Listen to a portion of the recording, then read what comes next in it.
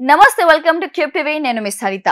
ఇప్పుడు సీఎం రేవంత్ రెడ్డి ఇరకటంలో పడ్డట్లు అయిపోయింది. ఎందుకంటే తెలుగు రెండు రాష్ట్రాల ప్రజలు విభజన సమస్యలపై ఇప్పుడు అందరి చూపు ఉంది. నిన్న సాయంత్రం ప్రజాభవన్ లో చంద్రబాబు రేవంత్ రెడ్డితో పాటు తెలంగాణ మంత్రులు, అధికారులు, ఏపీ అధికారులు భేటీ అయ్యారు. అయితే ఇందులో చంద్రబాబు ప్రధాన డిమాండ్లు కొన్ని చేశారు. అందులో చూసుకుంటే తెలంగాణలో ఉన్న ఉమ్మడి ఆస్తులు విభజనతో పాటు హైదరాబాద్ లో ఉన్న ఉమ్మడి బిల్డింగ్లకు ఏపీ అప్పగించాలని చంద్రబాబు ప్రభుత్వం కోరింది. దాంతో పాటు కొన్ని బకాయిలు కూడా తెలంగాణ చెల్లించాల్సి ఉందని వాటిపై కూడా ప్రశ్నించినట్టు తెలుస్తోంది. అయితే రేవంత్ కూడా ఏపీలో కలిసిన 7 మండలాలు కాకపోయినా అందులోని 5 గ్రామాలను మాత్రం తెలంగాణలో విలీనం చేయాలని అడిగారు.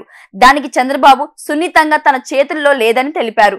అది కేంద్ర ప్రభుత్వం చేతుల్లో ఉందని, అప్పుడు వారే ఏపీలో కలిపినట్లు ఆయన వివరించారు. దాంతో చంద్రబాబు రేవంత్ భేటీలో దేనిపై కూడా ఓ క్లారిటీ రాలేదు. ఈ క్రమంలోనే ఇరు రాష్ట్రాల అధికారులు మంత్రులతో కమిటీ వేస్తున్నట్లు తెలుస్తోంది.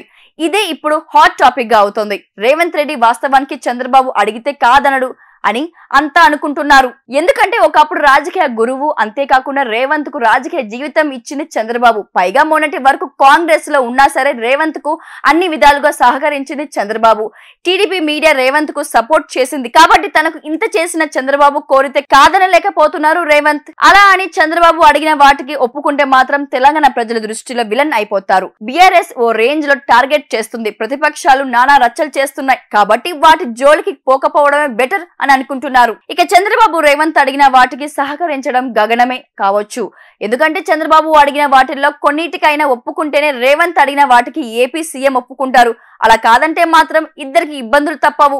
ఎందుకంటే తెలంగాణ వెళ్లి ఏం సాధించారని చంద్రబాబుపై ప్రశ్నలు వస్తాయి. తెలంగాణకు ఏం సాధించి పెట్టావని రేవంత్ మీద ప్రశ్నలు వస్తుంటాయి. కాబట్టి ఎట్టు పెట్టిన రేవంత్ కు ఇబ్బందే అవుతోంది. అందుకే చంద్రబాబుతో భేటీలో ఏది తేలనిది తెలిసినా దాని అధికారులు, మంత్రులు కమిటీల మీదకి తోసేశారు. చూడాలి మరి ఆ కమిటీ ఎలా తేలుస్తాయో. ఇప్పుడు ఆపరేషన్ లేకుండానే మోకాళ్లకు ప్లాస్మా ట్రీట్మెంట్. మీ ఆర్థోపెటిక్ సమస్యలన్నిటికీ రోబోటిక్ టెక్నాలజీ ద్వారా తక్కువ ఖర్చుతో శాశ్వత పరిష్కారం. Free consultation. ప్రతి ట్రీట్మెంట్ పై 20% డిస్కౌంట్.